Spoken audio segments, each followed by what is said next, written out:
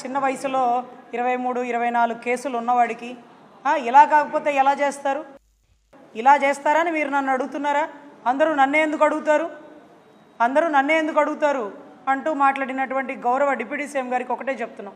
అయ్యా, రోజుకొక ఎన్కౌంటర్లు చేసేటటువంటి యోగి ఆదిత్యనాథ్ గారు కూడా చట్టాన్ని చేతిలోకి తీసుకోండి, కాల్చి పడేస్తాం, చంపి పడేస్తాం, బుల్డోజర్తో తొక్కిచ్చేస్తాం అనే మాటలు మాట్లాడరు. బహుశా చేస్తారేమో, కానీ చెప్పే ధైర్యం చేయరు. ఎందుకంటే అలా చెప్పకూడదు కాబట్టి. మీరు రాజ్యాంగబద్ధ పదవిలో ఉన్నారు. ఏదో మా బోటి వాళ్ళు లేకపోతే ఆవేశంతో ఉన్నవాళ్ళు చంపేస్తాం, పొడి చేస్తాం అని అనొచ్చేమో కోపంలో. కానీ మీరు కోపాన్ని కంట్రోల్ చేసుకొని ప్రజలకు సేవ చేయడం కోసం రాజ్యాంగం మీద ప్రమాణం చేసి వచ్చినటువంటి అద్భుతమైన పదవిలో కూర్చున్నవారు. మీకు ఇంకొకటి చెప్పాలి, డిప్యూటీ సీఎం గత ప్రభుత్వంలో 4 చేసినట్టున్నారు. ఈ ప్రభుత్వంలో మీకొక్కరే అవకాశం ఇచ్చారు, గొప్పగా ఉంది. కానీ అది రాజ్యాంగబద్ధ పదవి కాదు, మీకే అధికారాలు లేవు. ఇటువంటి విషయాల్లో మేము మిమ్మల్ని అడగం. మీ పరిధి చాలా చిన్నది, మీకుండే శాఖలు మీరు చూసుకోవచ్చు. హోంశాఖనే మేము మాట్లాడతాం, గౌరవ హోంశాఖ మంత్రి వారిని అడుగుతాం. అడగాల్సి వస్తే గౌరవ సీఎం గారిని అడుగుతాం. ఒక విద్యాశాఖ మంత్రినో, ఒక పంచాయతీ శాఖ మంత్రినో, రాజ్యాంగబద్ధ పదవిలో లేనటువంటి ఒక డిప్యూటీ సీఎంనో మేము అడగం. మీరు ఎందుకు అంత బాధపడుతున్నారు? ఇంకా మీరు చెప్పే డైలాగులు ఏంటంటే తొక్కిపెట్టి నారదీస్తాను, కాలు చేయికి తీసేస్తాను, లేకపోతే అరిచేతుల్లో గీతలు లేకుండా చేస్తాను. ఎవరు మీరు? Who are you? ఆ అధికారం మీకుంటుందా? అరే, కస్టడీలోకి తీసుకునే పోలీసుడికి అధికారం లేదే.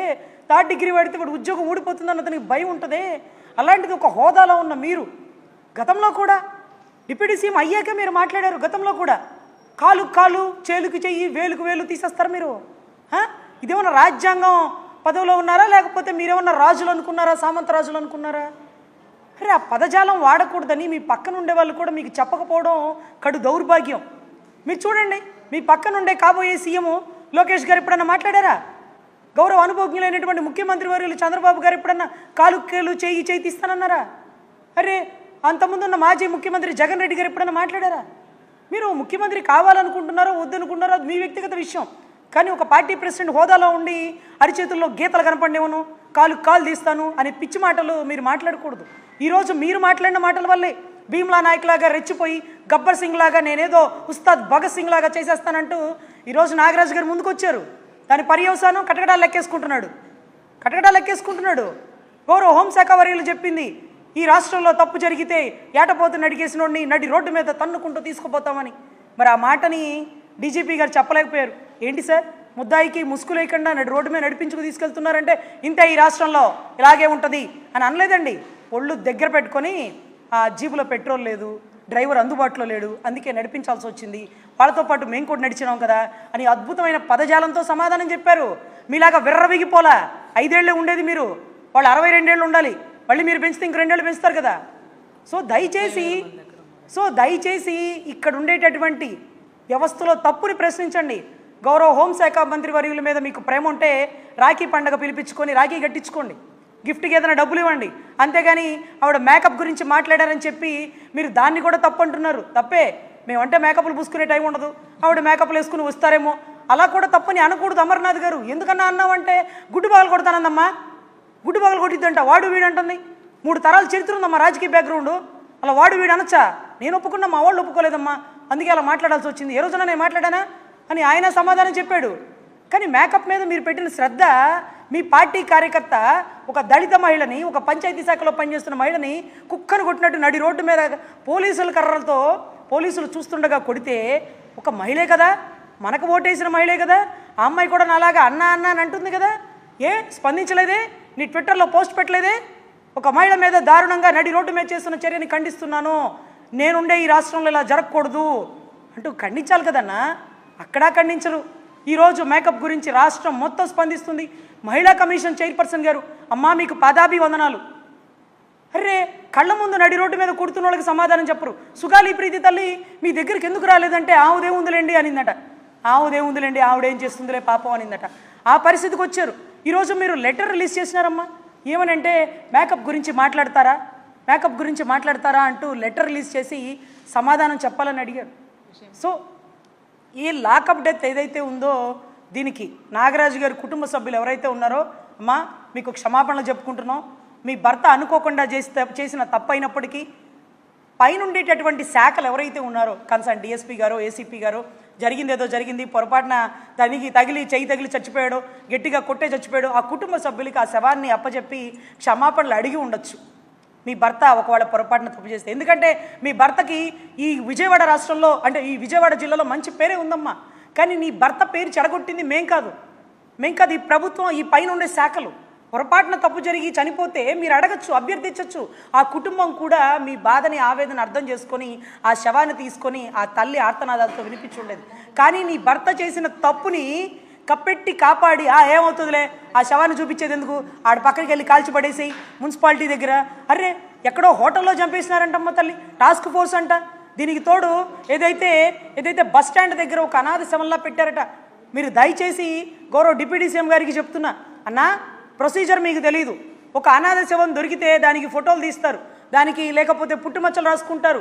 ఆ అనాథ శవం ఎలా కనపడాలంటే హార్ట్ స్ట్రోక్తోనో ఆకలితోనో చనిపోయి ఉండాలి. కానీ ఒంటి మీద గాయాలతో ఎప్పుడైతే ఒక అనాథ శవం కనపడుతుందో 174 సస్పీషియస్ డెత్ కట్టి ఆ బాడీని గవర్నమెంట్ హాస్పిటల్కి తీసుకెళ్ళి పోస్ట్ మార్టం చేసి అది ఎవరిదో గుర్తించి పేపర్లో ప్రకటన చేసి దాని తర్వాతే దానికి కాలవాలి, ఖననం చెయ్యాలి. కానీ తమరేం చేసినారు, రూల్స్కి విరుద్ధంగా ఒక శవాన్ని ఈరోజు తల్లికి చెప్పకుండా 32 రోజుల తర్వాత ఎప్పుడుకో ఆ తల్లి కోర్టు చుట్టూ ఆశ్రయిస్తే ఈ రోజు కూడా మీరు కోర్టుకు చెప్పల. 29 మీరు చెయ్యబోయేది చెప్పబోయేది ముందుగానే ఆ పోలీస్ అధికారి మీద 302 కట్టారంటే మీరేం చెప్తున్నారు, చచ్చిపోయాడు అని. మరి ఆ చచ్చిపోయాడని మీకు తెలిసినప్పుడు మీరు 15వ తారీఖు కోర్టుకి ఎందుకు చెప్పలేదు? 15వ తారీఖు కోర్టుకి ఎందుకు చెప్పలేదు? ఈలోపు పంచాయతీ చేసుకుందాం అనుకున్నారా? ఈలోపు సెటిల్మెంట్ చేసుకుందాం అనుకున్నారా? అరే తెలుసో తెలియకో ఒక సిఐ ఒక నేరగాడిని చంపినాడు అనుకోండి, మీరేం చెప్పాలి? పైన అధికారులు కూర్చొని మాట్లాడుకుండా పొరపాటున జరిగింది, అతను మంచి వ్యక్తి, అతను కూడా నేరగాడు, కంట్రోల్ తప్పినాడు, సీఐ మీద చెయ్యెత్తినాడు, ఆ సీఐ ఆ బాధలో కోపంలో గబుక్కను కొట్టగా చనిపోయినాడు, ఇలా కదా చెప్పుకోవాలా? రెచ్చగొట్టి తప్పుని పెంచి పోషించి ఒక తప్పుకి 100 తప్పులు చేస్తూ ఈరోజు రాష్ట్రం బీహార్ రాష్ట్రం మన రాష్ట్రం వైపు చూసేలాగా తెలంగాణలో లేదు. ఈ లాకప్ డెత్తులు ఎన్కౌంటర్ చేస్తారు, ఎందుకంటే వాళ్ళ మీద దాడి చేసినారు, మేము వాళ్ళ మీద దాడి చేసినాం, ఆ దాడిలో ఇలా జరిగిందని. అరే తప్పించుకోవడానికి అవకాశం ఉండే ఎన్కౌంటర్ కేసు కూడా లేకుండా ఏకంగా లాకప్ డెత్ కేసు అంటూ డీకే బస్సు గైడ్లైన్స్కి విరుద్ధంగా ఈరోజు మీరు చేస్తున్న పరిస్థితిని ఇంకా కూడా రెచ్చగొడుతూ ఈ 3 ఏళ్ళు వైసీపీ గుండాలు అంటూ మీరు కళ్ళు వేళ్ళు చూపిస్తున్నారు. అంటే ఇంకా రెచ్చగొడుతున్నారా అన్న? ఇంకా కొట్టుకు చావాలా? నిజంగా వైసీపీలో గుండాలే ఉంటాయి, తెలుగుదేశంలో గుండాలే ఉంటాయి, జనసేనలో గుండాలే రౌడీలే ఉంటాయి, న్యాయస్థానాలు చూసుకుంటే కోర్టు చూసుకుంటే మీరెవరు రెచ్చగొట్టే స్టేట్మెంట్లు ఇవ్వడానికి? నేను ఈరోజు వైసీపీ గుండాలను తెలుగుదేశం గుండాలను పెంచి పోషించమని చెప్పట్లా. తప్పు చేస్తే చట్టాలు, కోర్టులు, న్యాయ వ్యవస్థలు ఇవన్నీ ఉన్నాయి కదా. మేము పొంబరేపిస్తాము, కాలు తీస్తాము, చేతిలో రేఖలు కనపడనీయకుండా చేస్తాము అని అనడానికి మీరెవరు? ఏ అధికారంతో మీరు అలా మాట్లాడారు? ఈ స్టేట్మెంట్ పబ్లిక్గా వచ్చిందనే కనుక వీడియో ఫుటేజ్ కోర్టులో పెడితే అది కూడా రెచ్చగొట్టే ధోరణితో మాట్లాడుతున్న కేసే. మీకు గొప్ప హోదా ఇచ్చినారు, కానీ అది రాజ్యాంగబద్ధ పదవి కాదు, మీకు అధికారాలు లేవు. నేరగాళ్ళంట అదృష్టవంతులంట, ఎందుకంటే ఆయన హోంశాఖ తీసుకోలేదు కాబట్టి. హోంశాఖ కులం కూడా ఇక్కడికి తీసుకురారు. ఒకళ్ళ కులపోడు చనిపోయాడని ఆ కులపోళ్ళు అనుకుంటారే కానీ మిమ్మల్ని మాత్రం అడగరు. మీకు కులానికి సంబంధం లేదు, మీకు కులమే లేదు. సో దళిత సుబ్రహ్మణ్యం అంటూ మీరు గతంలో ఎలా అయితే ట్యాగ్లైన్ పెట్టారో, కాదంబరి జత్వానీ కేసులో ప్రభుత్వమే సమాధానం చెప్పాలి, జిందాల్ని మెప్పించడం కోసం ఆ ప్రభుత్వమే చేసేసింది, గతంలో జగన్ గారే చేసేసినారని మీరు అన్నారు కదా. ఈరోజు మరి లాకప్ డెత్ చేసినప్పుడు గతంలో ఇప్పుడున్నటువంటి ప్రభుత్వం చంద్రబాబు గారే చేసినారు, లోకేష్ గారే చేసినారు, డిప్యూటీ సీఎం గారు చేసినారని ఎవరన్నా అన్నారా? లేదు కదా. పోలీసులే చేసినారు, చట్టపరమైన చర్యలు తీసుకోవట్లేదు అని అన్నారే. కాబట్టి సో దయచేసి ఎవరైతే నాగరాజు గారి గురించి కూడా ర్యాలీలు చేస్తున్నారంట, తప్పుని పెంచి పోషించొద్దు. ఒకరిని కాపాడితే ఇదే తప్పు మళ్ళీ రిపీట్ అయింది. ఎప్పుడో రంగాగారి డ్యాన్చైల్లో జరిగినటువంటి లాకప్ డెత్తులు మళ్ళీ ఇంతవరకు రిపీట్ అవ్వాలా. రాష్ట్రంలో మొట్టమొదటిగా ఇదే జరిగింది.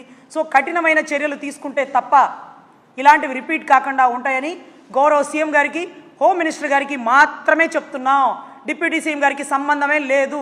మేము ఆయన్ని ఏమీ అడగం, ఆయన మాకు ఏమీ చేయాల్సిన అవసరమే లేదు. ఏ శాఖ వాళ్ళు ఆ శాఖ పనులు చేస్తే బాగుంటుంది, మేము కూడా ఆ శాఖ వారిని అడుగుతున్నాం.